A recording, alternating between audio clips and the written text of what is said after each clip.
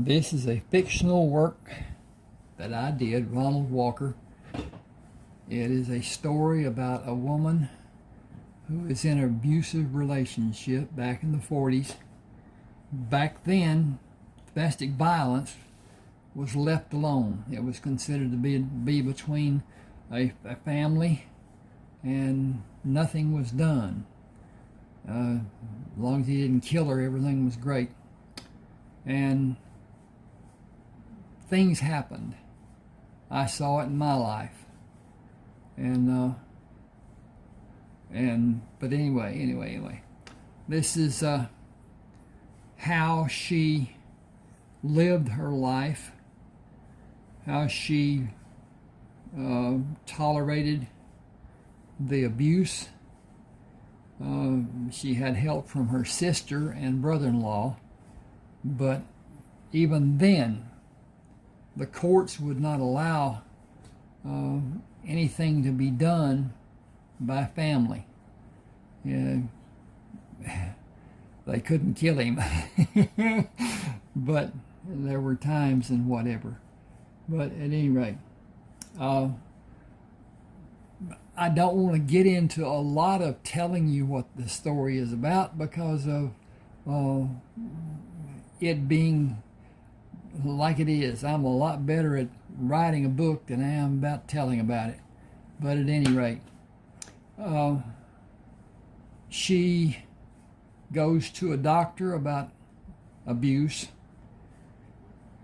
and he tells her that he will not see her again. He's a friend of her sister's. They went to school together, and he tells her that she's in a dangerous situation. If it escalates any farther than it already has, because she's had broken fingers, she's had a broken bone in her arm, her nose has been smashed 3 different times, and so anyway, he gives her some medication to take for the pain.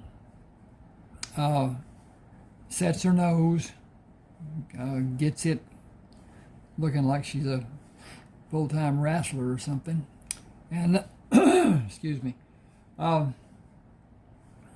she takes the bottle home, and knowing that if he finds the bottle, he'll throw it, so she takes an empty aspirin bottle and put the medication in it.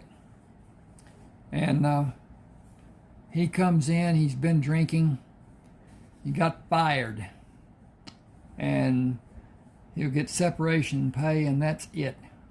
He'll get his last paycheck and then separation pay, and then he's done. And it's a corporate level job.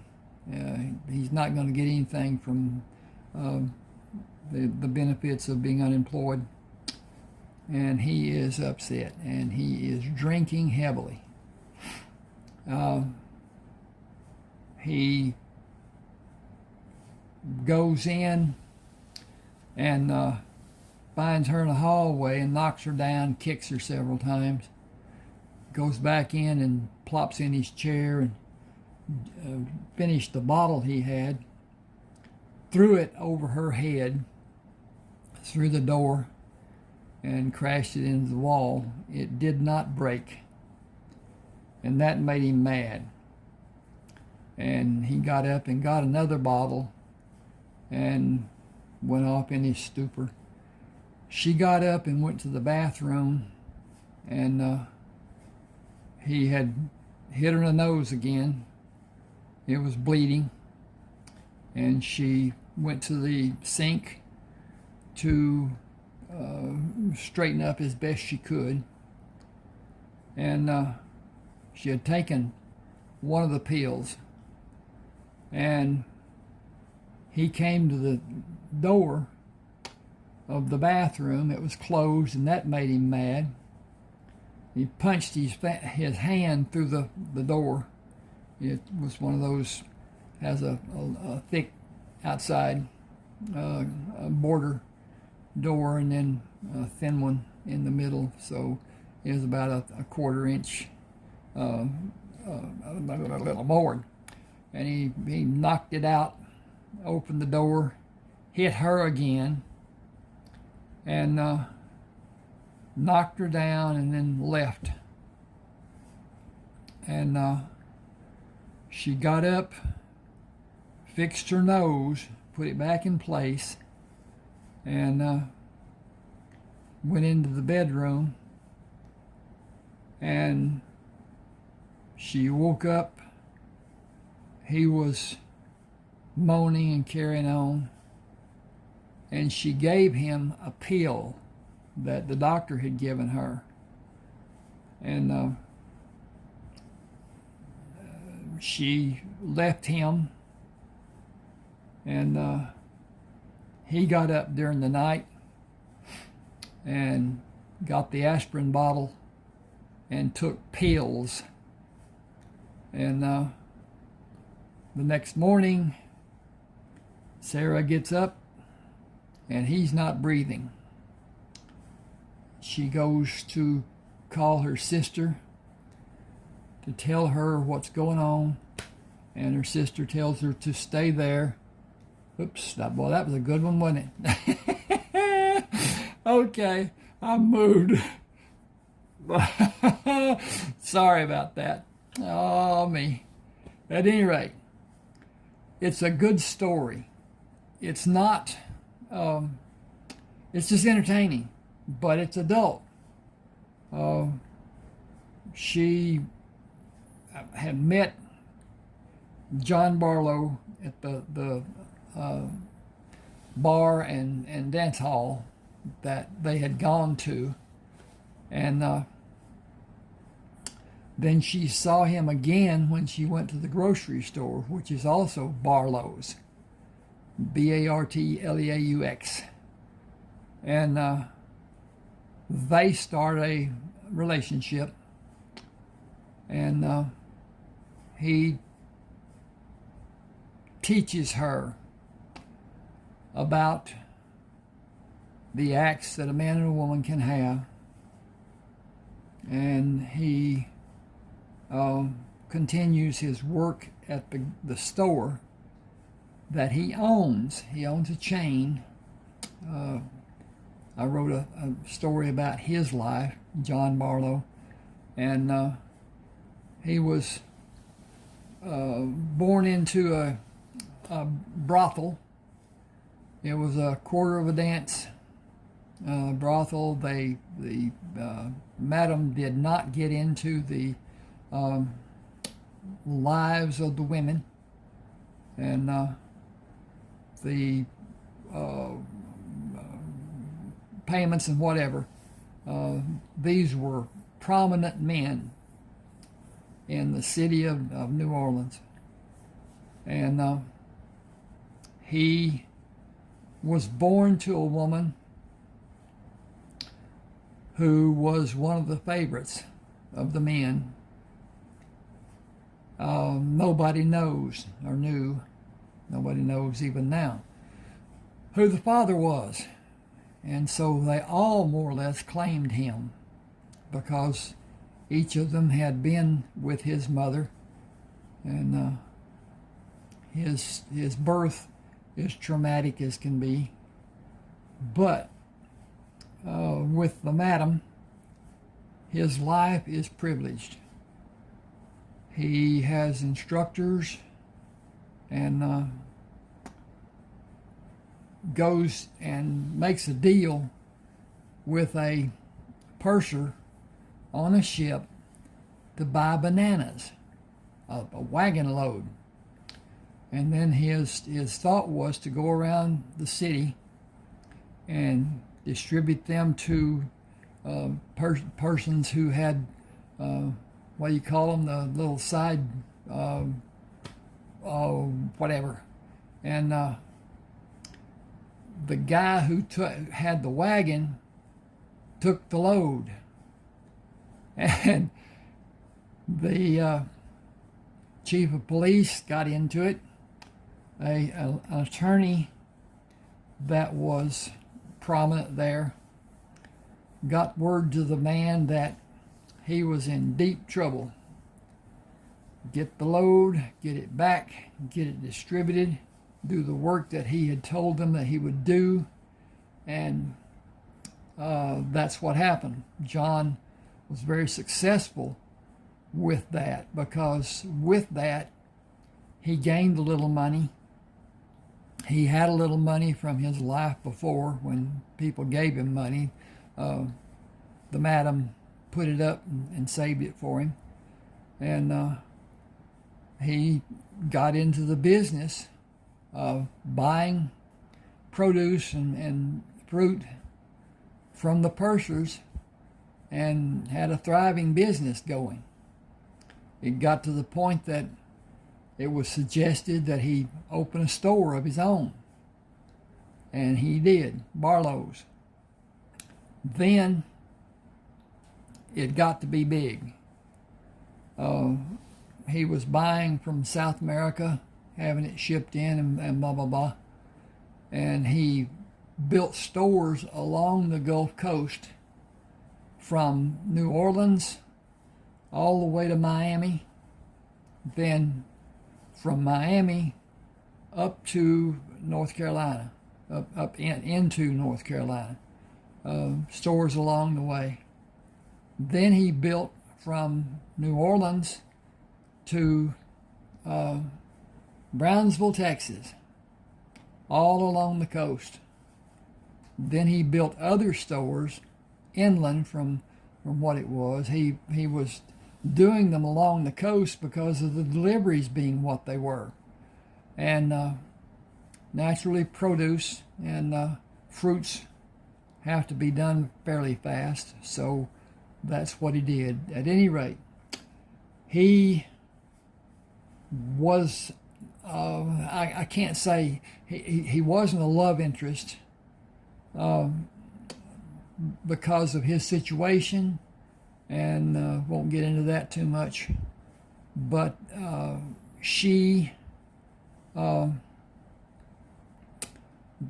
goes and meets him at the grocery store. She is in terrible trouble financially, and the people that gave his check to the funeral home to pay for his funeral took it. So she had nothing. She couldn't even eat. No money for food or anything. She went to Jon, and he had told her that anything she needed that he could help her with, he would do. And she went. She was about in tears, and she said that she had been to all the banks, and even with the house that was paid for, they would not loan her money. He made a phone call, told the guy who he was, the bank manager, and told him that she needed the loan. And he hung up and said, go and meet the bank manager at this bank. And she got a loan, and she started a mail order business. Then a woman who is also in an abusive relationship goes to work for her, and she needs help. Sarah helps her, and it's a lengthy process.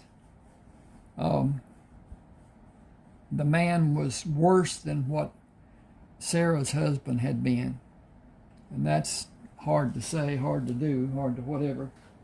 At any rate,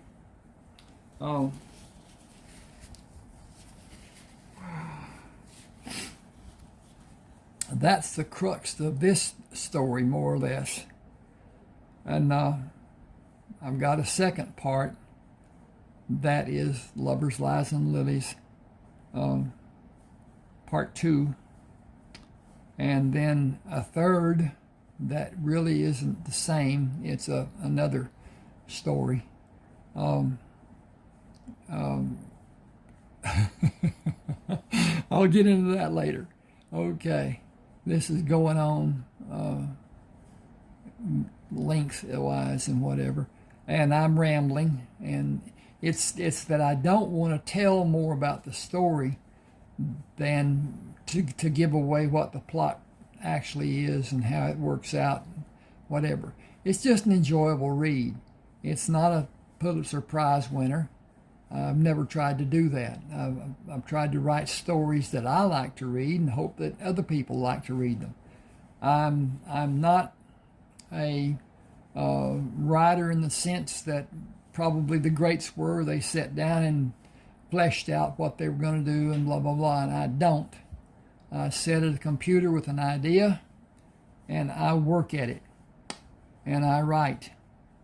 And with that, it's not planned. I guess that's the best way I can say it. I write the way I like to write. I write what I want to write. And some guy once told me that I write like I talk. So I thought, well, hell, I'll just have people talk, and then we won't have any problem with my talking. At any rate, a lot of my books are I won't say monologue. Oh, they are people talking. And so it's not a matter of my telling what the splashing of the water was on the side and what color the limbs were and the leaves and all the other stuff. I don't like that. I want the nuts and the bolts of it. Yes, what color the car was, what it was, how it was built, and all that, but not to have the color of the tires. You know, back in the 40s, all they had was black walls.